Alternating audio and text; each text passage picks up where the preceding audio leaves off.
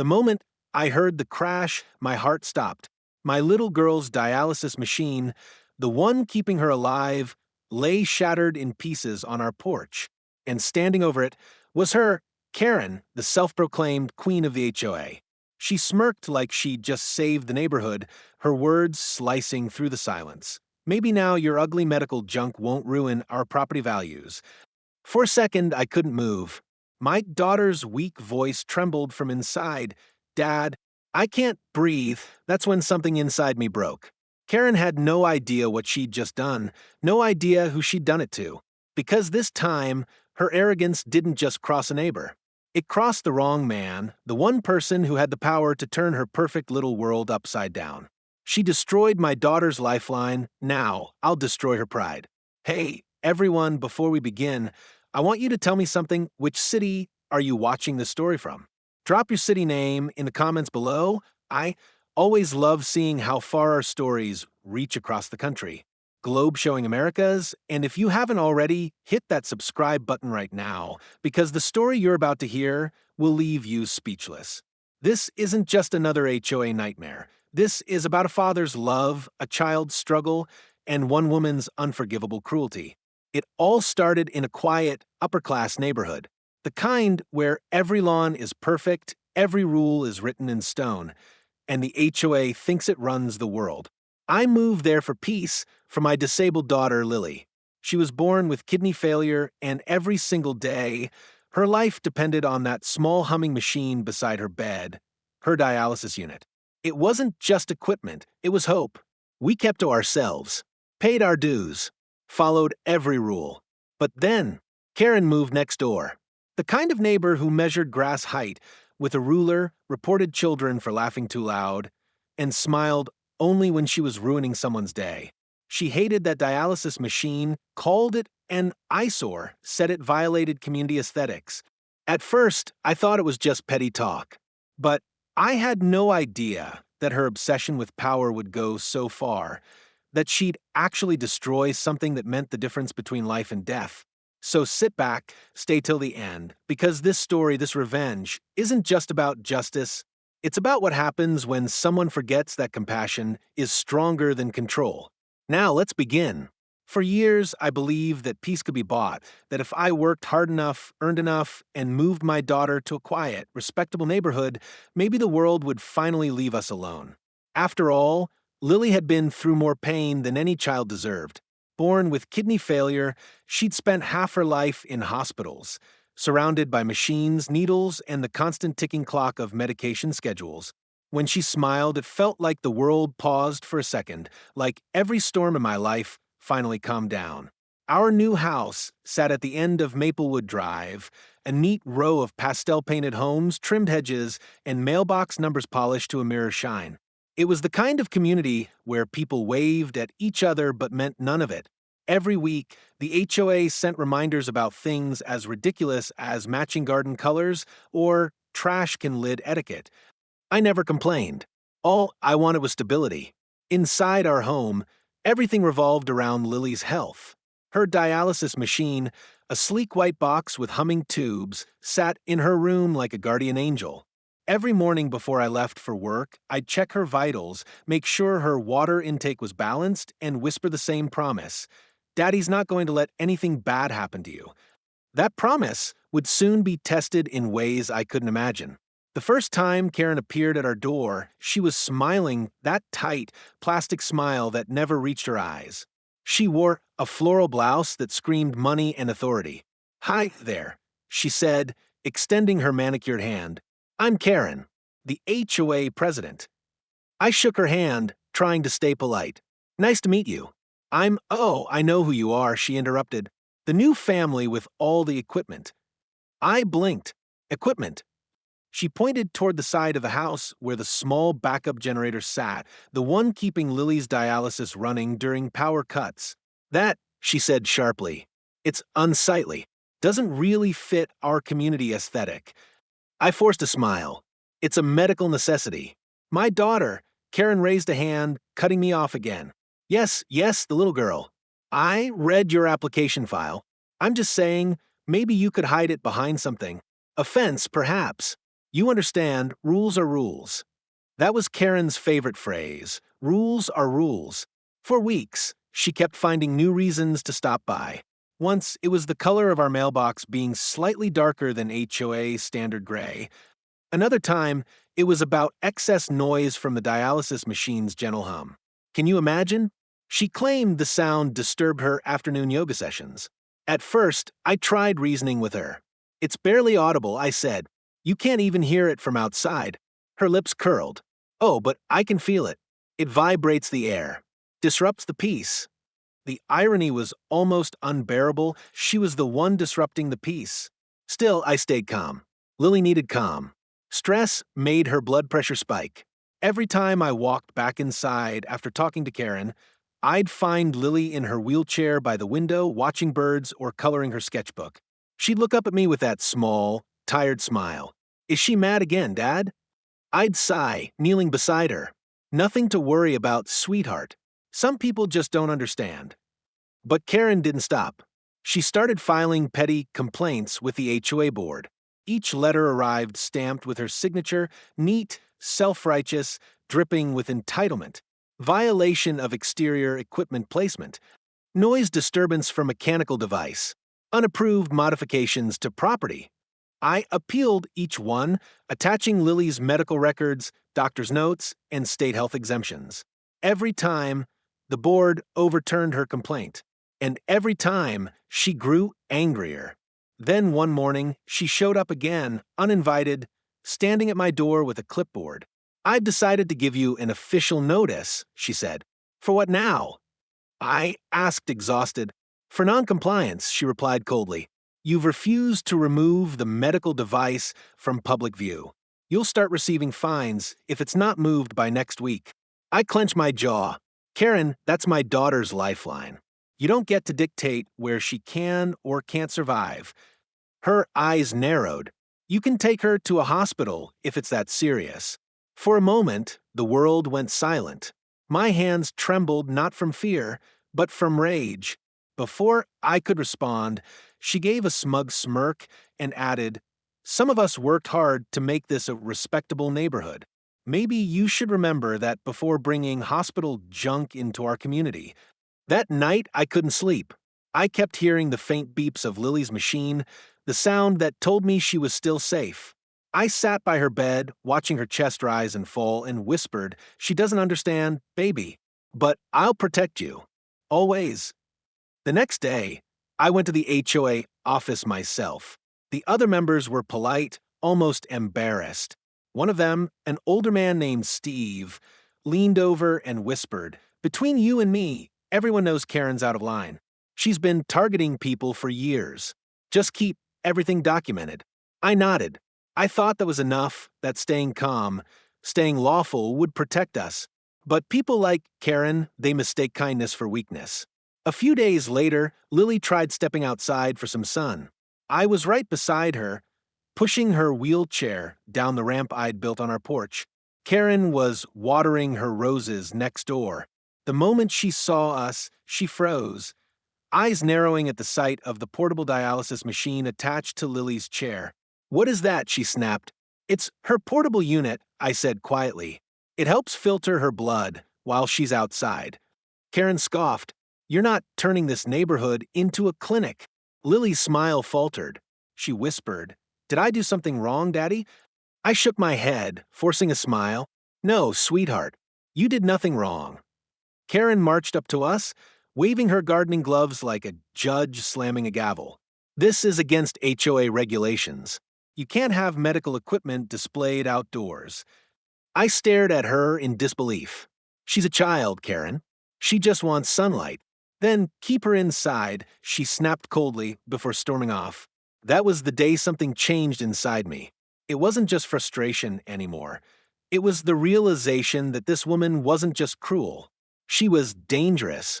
That evening, as I tucked Lily into bed, she looked up at me and said softly, I don't think Miss Karen likes me. I felt my throat tighten. You don't need her to like you, baby. You just need to stay strong. She nodded, her small hand squeezing mine. I'll try, Daddy. Outside, the streetlights flickered. Karen's house glowed with warm light. laughter echoing faintly from her patio. Inside our home, the silence was heavy, only the soft hum of the dialysis machine breaking it. I didn't know it yet, but that hum, that sound Karen despised so much, would soon be silenced. Not by power failure, not by accident, but by her. And when that moment came, everything, the calm, the patience, the silence, would end. The next few weeks felt like walking on shattered glass. Every day I'd leave for work, double-check the security locks, make sure Lily had her nurse, and pray that Karen would just get bored and move on. But people like her never move on. They feed on control, on the feeling that someone else's peace belongs to them. It started small. Notes left on my door. Thin, passive-aggressive reminders printed on HOA letterhead. Friendly reminder, exterior medical machinery may reduce property value. Suggestion, relocate unsightly medical devices indoors or shield them from public view. I ignored the first few, thinking she'd eventually stop. But the letters got sharper, colder, and then they started showing up in Lily's mail basket. One morning, as I poured her cereal, I saw her tiny hands holding one of those letters, her big brown eyes scanning the words. "Daddy," she asked softly, "what does violation mean?" My chest tightened. I took the paper from her hands and smiled weakly. Nothing sweetheart, just boring, adult stuff. But her eyes didn't leave mine. Is it because of my machine? She knew. She was too smart not to. That evening, I went next door to confront Karen. The sun was setting, painting the sky gold, but her house, like her, seemed immune to warmth. She opened the door, wearing a silk robe, holding a glass of wine. "Can I help you?" she asked, voice dripping with fake politeness. "Stop leaving letters on my property," I said calmly. She raised an eyebrow. "Oh, you mean community notifications? Those are within my rights. Not when you're sending them to my daughter." Her smirk widened. Maybe she should learn early that rules matter. You can't expect special treatment forever. I took a deep breath, fighting every urge to yell. That's not special treatment, that's her life support. And if you keep crossing this line, you'll regret it. She leaned against the doorframe, amused. "Regret? Sweetheart, I am the rules here." Then she shut the door in my face. That night, I barely slept. Every creak of the house, every distant car, made me think of that smirk. I kept seeing Lily's face pale and tired, asking if she'd done something wrong. By morning, my patience had worn thin. I filed an official complaint with the HOA board, detailing every interaction, attaching photos, medical documents, and letters. Steve, the board member I'd spoken to before, called me quietly later that day. "She's obsessed," he admitted. "We've had reports before, but no one's ever pushed back on her this hard." "So, do something," I demanded. He sighed. "We'll call an emergency meeting. But tread carefully. Karen's got influence with some of the wealthier residents. She plays politics." I hung up, feeling trapped. Influence, politics, those words used to matter to me. Once. Before I became chief minister, I'd learned to navigate power, to use diplomacy over confrontation. But this wasn't politics. This was personal. That evening, when I came home, Lily was sitting on the porch. Her nurse looked shaken. "What happened?" I asked. "She just wanted to feel the wind," the nurse whispered. I went inside to grab her blanket, and when I came back, Karen was yelling. I froze. Yelling. She said that this isn't a hospital, that sick people should stay inside where they belong. Lily looked at me, her voice trembling. She called me a burden. Something inside me snapped, not with noise, but with silence. That dangerous kind of silence that comes when anger turns into resolve. I walked straight to Karen's house and pounded on her door. She opened, rolling her eyes. "Oh, it's you again." "Apologize to my daughter," I said. Her laugh was short and cruel. "Apologize? For what? Telling the truth." "The truth," I repeated, voice shaking. "She's 8 years old, Karen. She's fighting to live, and maybe you should have moved somewhere more appropriate for your situation," she interrupted coldly. "This community values appearance, not pity." "Pity?" I stepped closer. "You think compassion is pity?" She crossed her arms. "You wouldn't understand. Some of us worked hard to build this neighborhood. We don't need your drama ruining it. I stared at her for a long moment, memorizing her face, every ounce of arrogance.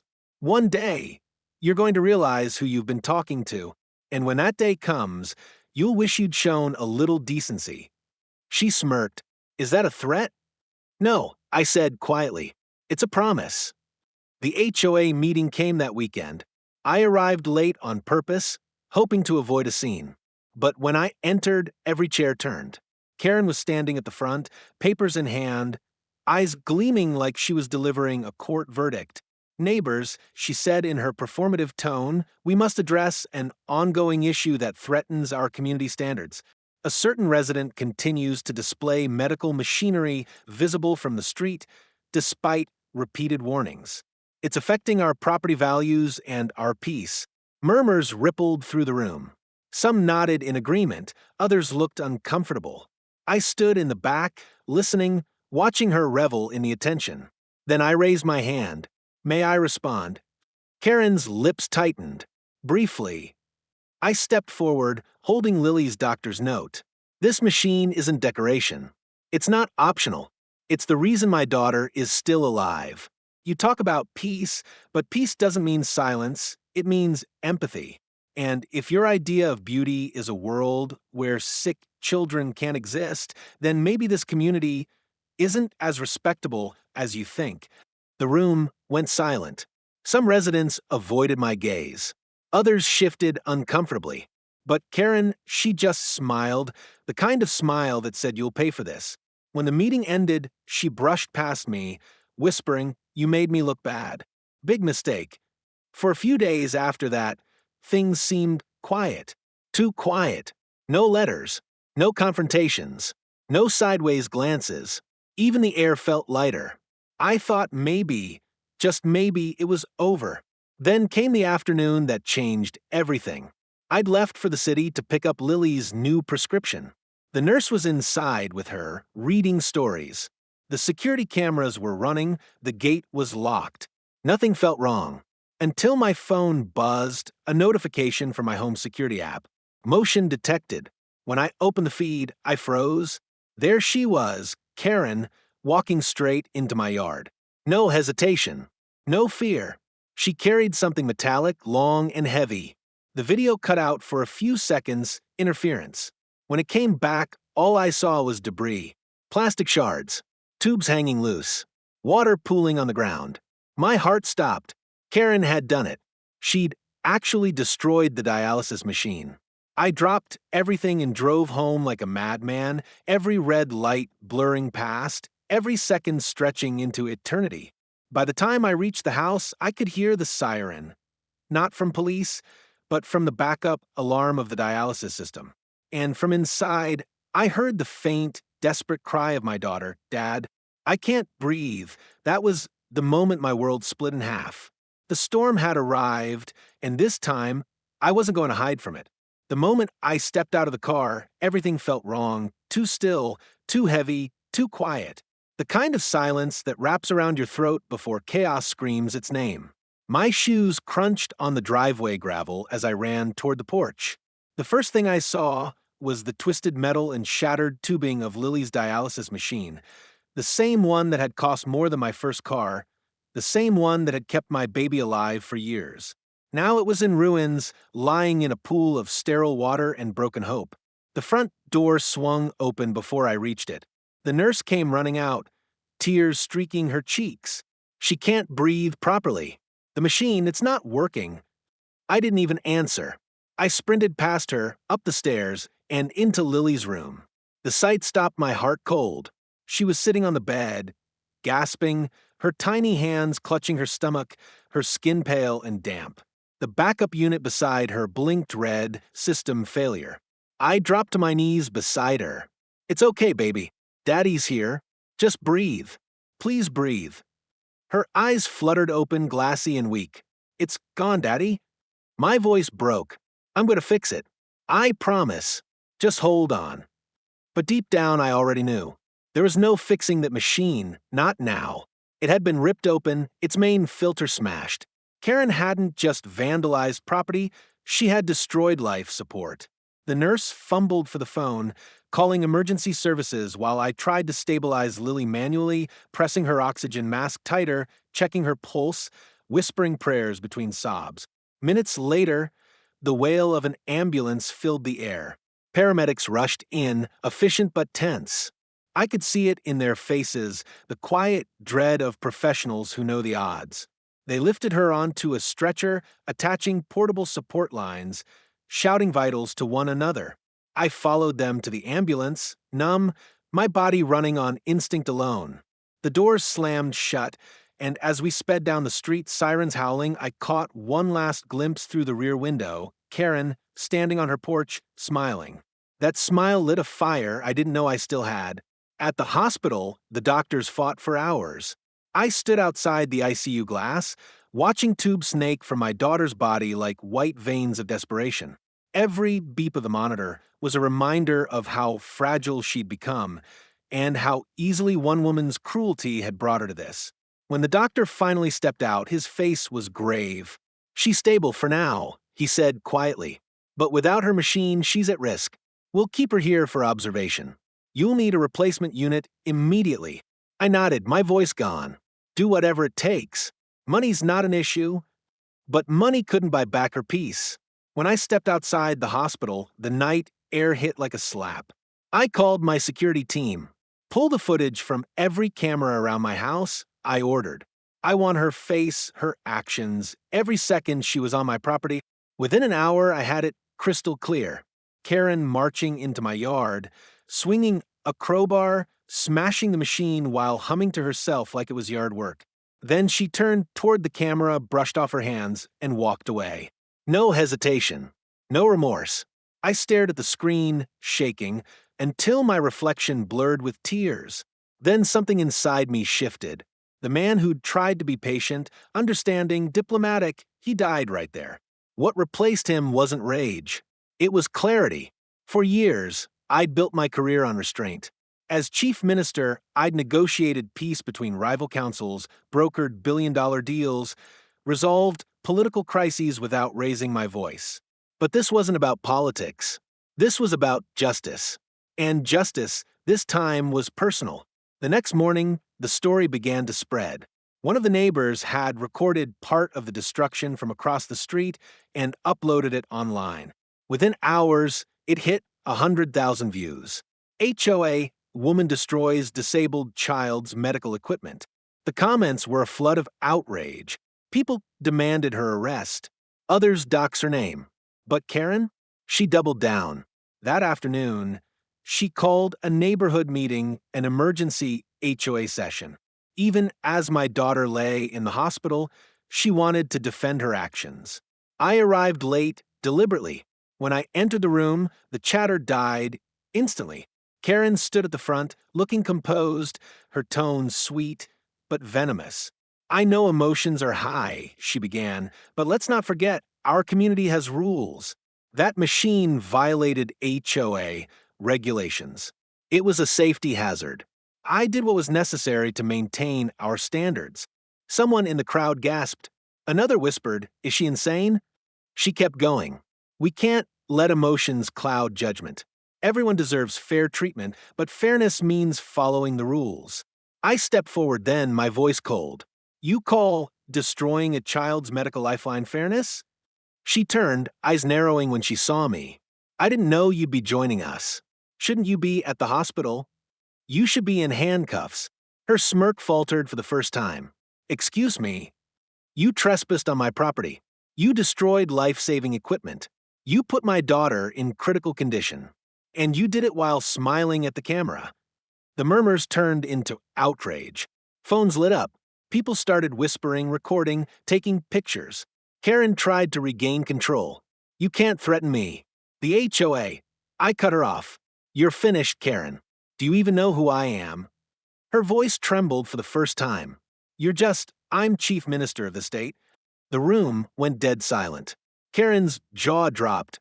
Her clipboard slipped from her hand, papers scattering like fallen leaves.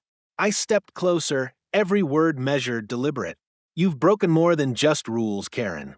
You've broken the law and every line of human decency. You've bullied families, harassed children, and today, You nearly killed my daughter. But now, you'll answer for every second of it. She tried to speak, but her voice cracked. You can't just, oh, I can, I said quietly. And I will. Outside, flashing lights filled the windows. My security detail and local police walked in, calm and composed. Cameras rolled as they read her rights. Karen's eyes darted around the room, desperate for someone, anyone, to defend her. But no one moved. As they let her out, she screamed, "This isn't fair. I was protecting the neighborhood." I didn't respond. I just watched silent as the woman who had terrorized everyone finally faced the consequences she'd spent her life avoiding. That night, I returned to the hospital. Lily was awake, weak but smiling. "Did you stop her, Daddy?" I took her hand, my voice trembling. "Yes, baby. She can't hurt anyone anymore." She smiled faintly and whispered, "Good. Then maybe we can have peace again." For the first time in weeks, I let myself cry, not just from pain, but from relief. Because justice had finally begun. The morning after Karen's arrest, the neighborhood that once whispered behind curtains now couldn't stop talking. Every porch, every online group chat, every HOA message thread buzzed with one name, Karen. The same woman who ruled this community with an iron smile was now trending across the state under hashtags like hashtag HOA Karen and hashtag Dialysis Destroyer. But for me, this wasn't about social media justice. It was about real accountability. I'd spent my life believing that authority should be used to protect, not punish, but when someone endangers a child, compassion becomes weakness. By dawn, I was at the governor's office. My security escorted me through back entrances to avoid reporters, but by the time I reached the meeting room, half the cabinet already knew what had happened. They stood when I entered, not out of politics, but out of shock. "Chief Minister," one of them said softly, "is it true? She really destroyed your daughter's dialysis machine." "Yes," I replied. My voice was calm, steady, the way it always was before a storm. "And I want to ensure no one ever gets away with this kind of cruelty again." Within hours, we'd launched a full investigation into HOA power abuse and neighborhood harassment cases. For years, complaints had gone unnoticed, victims too scared to speak up. But Karen's act and her arrogance had ripped that silence open. Meanwhile, the video footage was being replayed on every local news channel. Reporters gathered outside my home, outside the hospital, outside the courthouse. My office tried to downplay it, but the truth had a life of its own. Karen had underestimated the internet. By noon, the video had hit 1 million views. By evening, it was everywhere: Reddit, YouTube, TikTok. Strangers were sending messages of support to Lily, offers to pay for a new dialysis unit, and heartfelt notes from parents who'd faced similar discrimination. The world was watching, and it was angry, but not as angry as me. When the court hearing began 2 days later, I attended quietly. No entourage, no media team, just a father in a black suit sitting behind the prosecutors. Karen entered flanked by her lawyer, her once perfect hair tied back, her eyes hollow from sleepless nights. She avoided looking at me. The judge read out the charges: criminal trespassing, destruction of medical property, reckless endangerment, and harassment of a disabled minor. Her lawyer argued that it was an unfortunate misunderstanding, that Karen had believed the machine was unsafe and improperly installed. I almost laughed. Unsafe? The only thing unsafe had been her mind that day. The prosecutor presented the footage, high definition, undeniable. The moment she raised the crowbar, the moment she smashed the unit, the smirk afterward. The courtroom was silent except for the sound of her recorded laughter echoing through the speakers. Karen buried her face in her hands. For the first time, I saw fear, not of punishment but of reality. When the judge adjourned, reporters swarmed outside. Microphones in my face, cameras flashing. "Sir, what message do you want to send today? Do you forgive her? What will happen to the HOA now?" I paused, choosing my words carefully. This isn't just about one woman. It's about every person who thinks power gives them permission to be cruel. It doesn't. And I hope this case reminds people that compassion isn't weakness, it's strength. The next few days were a blur of headlines. Karen lost everything. The HOA board forced her resignation, residents signed petitions to dissolve the committee entirely, and her family moved out overnight. Even the neighbors who once feared her came to my house with flowers, cards, and tears of apology. But for me, none of that mattered as much as the moment I brought Lily home from the hospital. She was fragile, a little thinner, but her eyes, her bright, curious eyes, were still full of light. When the new dialysis unit arrived, she looked at it quietly for a moment before turning to me. "Will she ever come back, Daddy?" I knelt beside her and shook my head. "No, sweetheart. People like that, they go away when the truth comes out." She smiled faintly. "Good. Then can we make cookies for the nice nurse?" That small act, that innocent question, broke me in a way anger never could. Because while I had been consumed by revenge, my daughter had chosen kindness. She didn't need vengeance to heal, she needed peace. Still, I couldn't rest. There was one more thing I had to do. A week later, I stood in front of the cameras again. This time, not as a grieving father, but as chief minister addressing the state. The press conference room was silent as I stepped up to the podium. Last week, my daughter nearly lost her life because someone decided her medical needs were an inconvenience. That is not just cruelty, that is a crime. And from this day forward, we're making sure it never happens again. I announced new legislation, the Disability Protection and Dignity Act, mandating criminal penalties for harassment or obstruction of essential medical equipment within private residences. It included specific clauses to hold HOA boards and housing communities accountable for discrimination against disabled residents. The applause that followed wasn't for me. It was for every parent, every child, every person who'd ever been made to feel small because someone else thought they didn't belong. After the conference, I went straight home. The sun was setting, warm, golden light spilling across the porch where it all began. The broken pieces of the old machine had been cleared away, replaced by fresh flowers Lily had planted herself.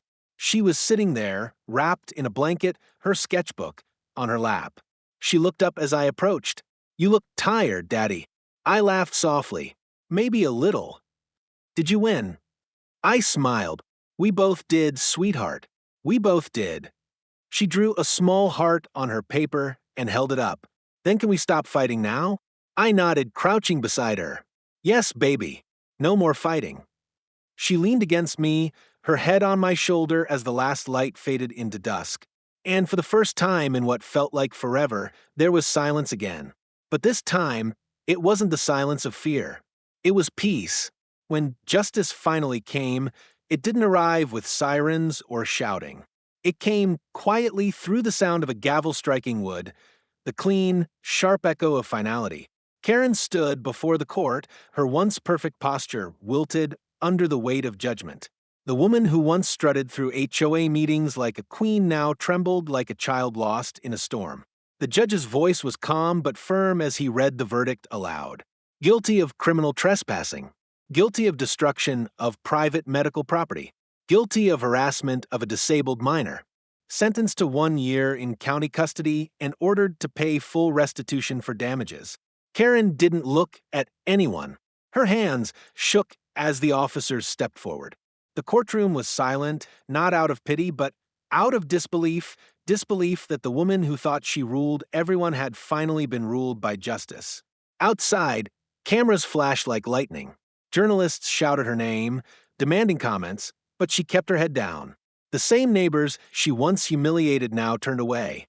Some whispered, some recorded, some just watched her go. But I didn't feel satisfaction, not the kind I expected. Watching her led away, I didn't feel like a victor. I just felt tired. Because vengeance doesn't heal. It punishes, yes, but it doesn't mend what's broken. When I returned home that evening, Lily was waiting for me on the porch again, her dialysis unit humming gently beside her. She'd been following the news through the nurse's phone, though I'd told her not to. "Did the bad lady say sorry?" she asked quietly. I sat beside her, sighing. "No, sweetheart, not yet." She tilted her head, thinking, maybe she's scared too. That simple sentence hit me harder than anything in that courtroom.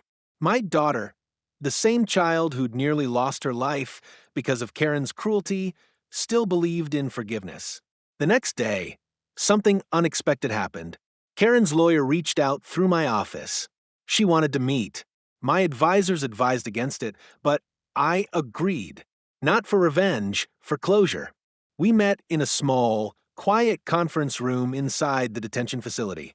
She walked in slowly, her orange jumpsuit dull under the fluorescent light. Her face was pale, drained of the arrogance it once carried. For a long time, she just stood there, silent. Then her voice cracked. I didn't mean to hurt her. I studied her, searching for truth. You destroyed her medical lifeline because you didn't like how it looked. What did you think would happen? Tears welled in her eyes. I thought I was doing the right thing.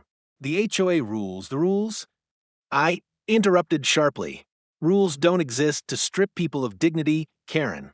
They exist to protect it. She lowered her head, her voice trembling. I didn't know she was that sick. I leaned forward, eyes cold. That's the problem. You didn't care to know. Silence filled the room, heavy, suffocating silence. Then she whispered, "Tell her I'm sorry. Please, tell her I didn't mean it." For a long moment, I said nothing. Then I stood up and turned toward the door. You should tell her yourself when you've earned the right to. That was the last time I ever saw her. Over the next few weeks, things began to change, not just for us, but for everyone in the community. The HOA that once wielded fear as authority was replaced with a new committee, one built on compassion, not control. Neighbors who had stayed silent before now came together to help each other.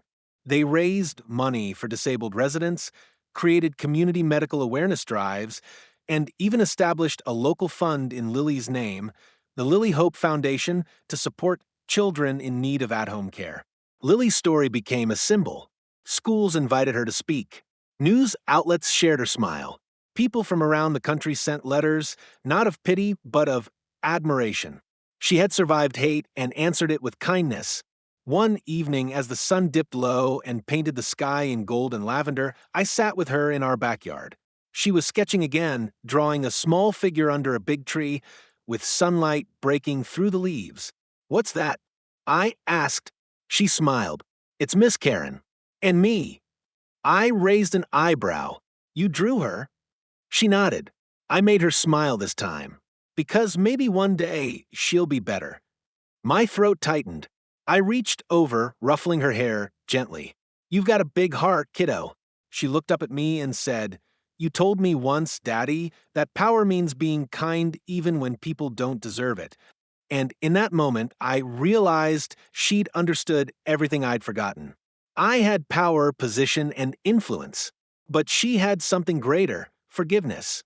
A week later, I received a letter. It was from Karen.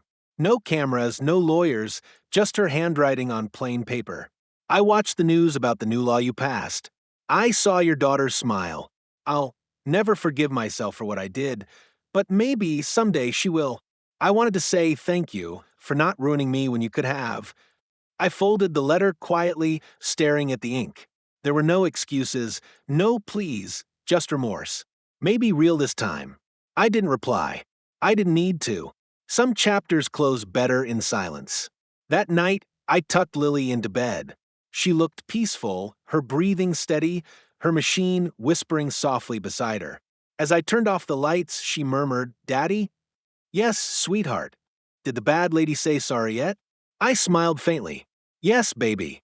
She did. Lily smiled, half asleep. "Then it's okay now." And maybe she was right. Because sometimes justice isn't about punishment. It's about awakening, about reminding people of their humanity before it's too late. And for the first time, since that awful day, I finally felt free. It's been 6 months since that day. 6 months since I stood on that porch and saw the machine that kept my daughter alive lying in pieces on the ground. 6 months since the entire country learned the name HOA Karen. And 6 months since I learned what true power really means. Not the kind of power that comes from money, politics, or position, but the power that comes from love. The power of a father's heart, a daughter's courage, and a truth that no cruelty can erase. I've spent most of my career surrounded by laws and policies, documents full of fine print and clauses, all designed to protect people. Yet, when it came to the most basic thing, empathy, I realized the law had fallen short. Because what Karen did wasn't just illegal, it was inhuman. And the truth is, there are thousands of Karens out there.